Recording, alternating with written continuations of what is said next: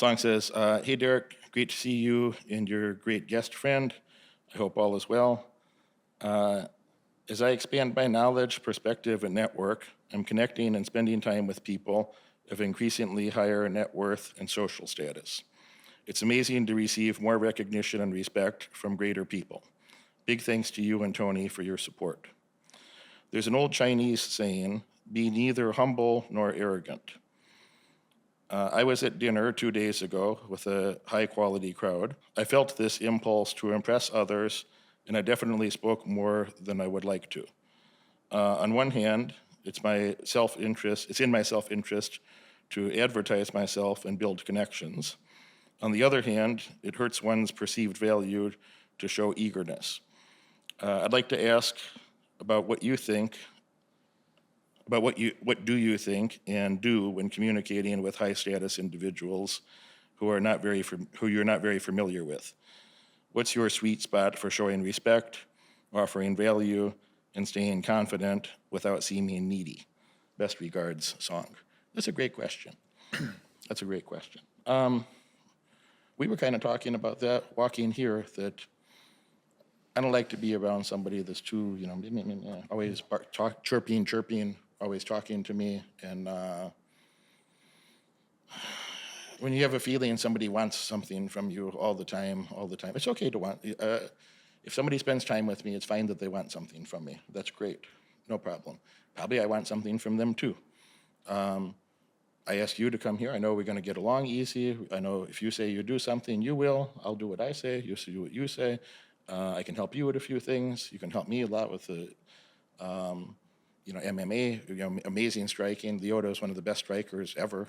If you made a list of top 5 MMA strikers, I don't know how you'd make it on anyone's list of top 5 MMA strikers ever. I think some people would argue number 1. So you help me so much with that. You help me with my grappling. We get along very easy. We help each other with other little things and enjoy each other's company. It's just very easy, It's just very easy. And then if somebody comes around and they're always hey Derek. Too much. It's too much. Make it easy to be around. Just shut the up. And I just made this up entirely, but I've said this for years. Practice the ancient art of shut the up. Just shut the up, and don't be annoying to people, and try to be of service to them. If you're around people that are doing better than you, then you don't need to be talking all the time. Practice the ancient tradition of shut the up, and then. When you hear an opportunity that you might be actually useful to help them, maybe that's a time to offer yourself to provide some service, to provide some usefulness, without looking for something immediate, without looking for something in return right away. So I think that helps you stand out. And if you're so eager that you're like, oh, do you need help with this? Do you need help with that? I could be good at anything. I could make your whatever you need me to do, I'll make myself. It's too much. If there's something you're good at, and I say, hey, if you ever want to talk about that, if it's a priority for you, I could probably help you a lot with that, or introduce you to a couple people that could. And if you just make that an easy something, if they like it, they'll let you know. You don't need to say it a second time. You don't need to say it a third time. You don't need to invent 10 more things. It's just be quiet. If you're allowed in the room, be quiet, and if there's an opportunity to make yourself useful, make yourself useful. If I was allowed to spend time with Warren Buffett or Charlie Munger, if you were just in the room and never spoke to them and just listened to the conversations they had over the years, I would be a billionaire, If I could just spend time to listen and pay attention and understand what's happening, that could get you $1 billion. Oh, yeah. Any case, what are your thoughts about this? I'll bring you back to the main question: is if you're around people that are smarter, richer, more successful, what's the right balance of talking or? I think you have to discern that. You have to understand who you are. So if you're among those people, the best thing to do is to be quiet, silent, and try to learn the more you can, because that's the most intelligent thing that you can do. Most people, they try to say something because if they observe that, they're gonna see that the ego is talking loud. No, I want to say something. I want to show something. I want to show people that I know something. But before that, create value in yourself. What do I mean create value in yourself? Build value in yourself. Bring you results. Build outcomes before you say something. Imagining I go to the room with 10 masters, like 10 degree in karate, in jiu-jitsu. What I have to do? Be quiet and learn something and try to pick some very important thing to my business, to my career, not to try to speak something, try to fit in. No, but if you have something values, they're gonna fit you in. Don't worry about, because your ego talks too loud in order to be accepted. But if you be quiet, I assure you 100% that is the better way to be fit. If you be quiet, silent, try to respect and listen to them. It's the best way. Like you said, imagine you go to a room conference with Warren Buffett, Charlie Munger, Bill Gates.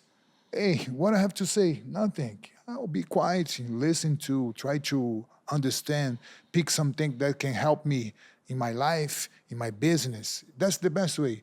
But if you're very conscious about that, you're gonna figure out that your egos talk too loud. Shut up your ego. Like, don't say anything. You wanna be accepted.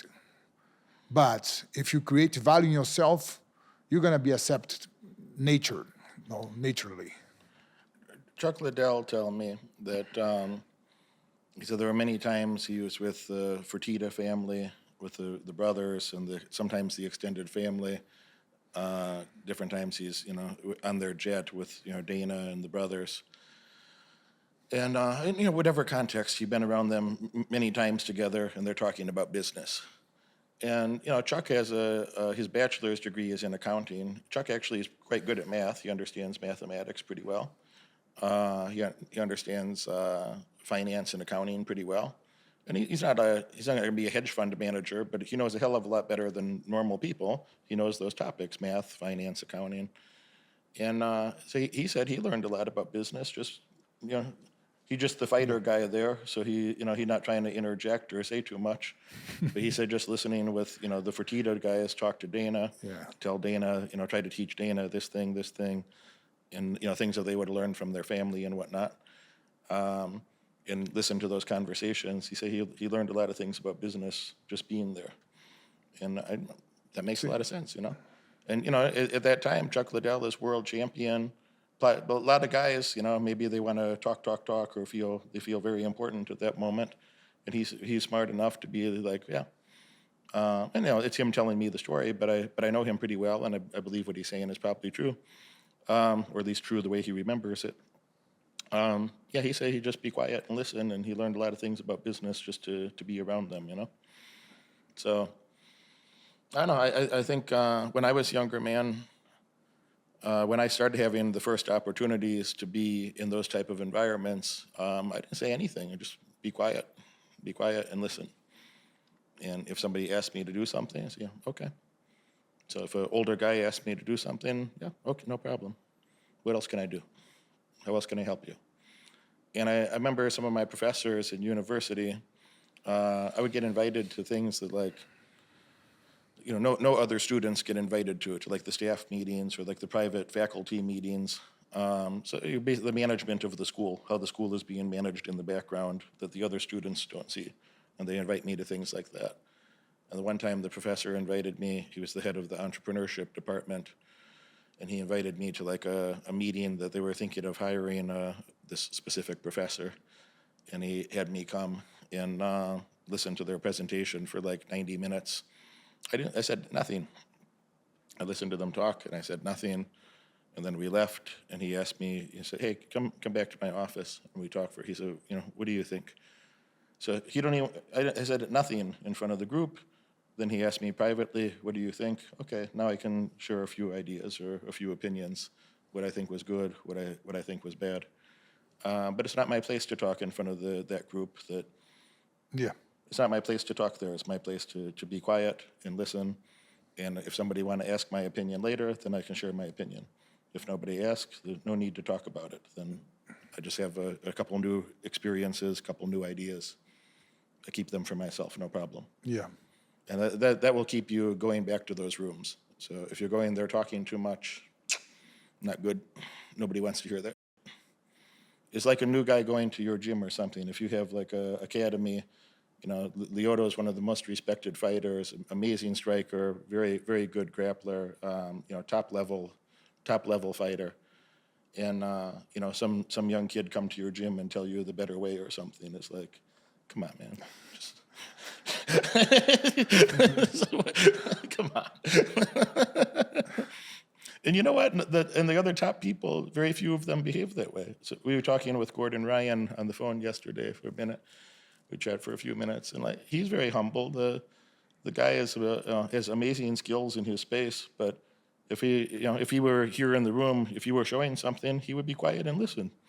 He's not the type of guy that's going to try to compete with you or say, well, hey, I think this, and especially if you're showing something about striking, you're probably not going to say a damn thing about his opinion. He's going to be quiet and listen. If you're talking about grappling, he'd probably still be quiet and listen unless you ask for his opinion. Yes. If you ask for his opinion, he say something. If you say whatever, it's not worth his time to argue or, maybe say something, take his name out of it and just say, it's not worth my time. It's not worth, a lot of people that are doing well, they don't want to argue with you. They don't want to insult somebody.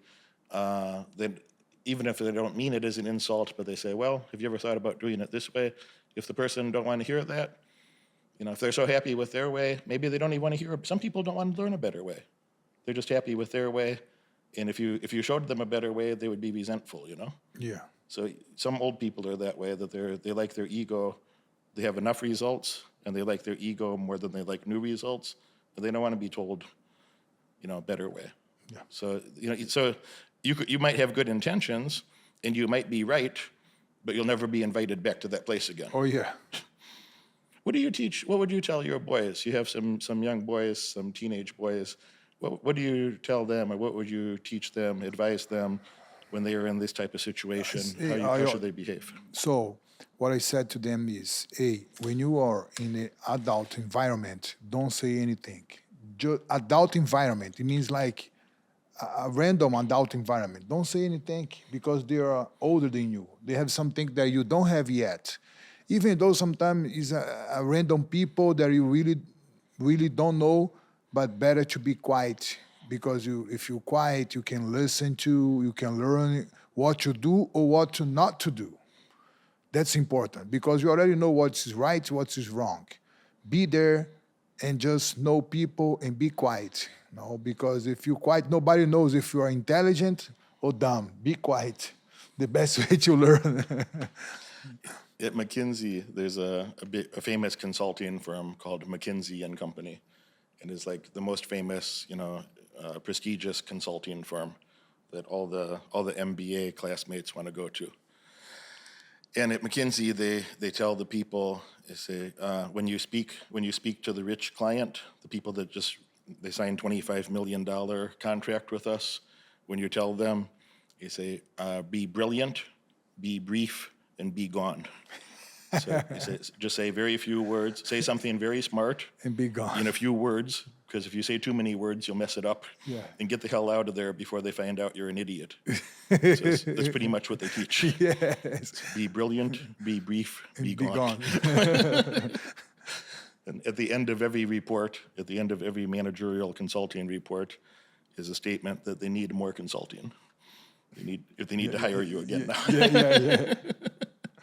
You watch this video all the way through, and that tells me you're dedicated to learning more and earning far above average outcomes in your life. Congratulations for that. But now it's time to take action. If you could have earned those results by yourself, you would have done it already. My head coach has opened up a few spots on his high-demand calendar for an in-person, one-on-one strategy session to help you. On this call, we'll give you the pragmatic advice that you can implement tonight to get laser-focused on the right metrics and leave mediocrity far behind in your past. Click that link right now in the description below and apply for your call immediately. Do it now.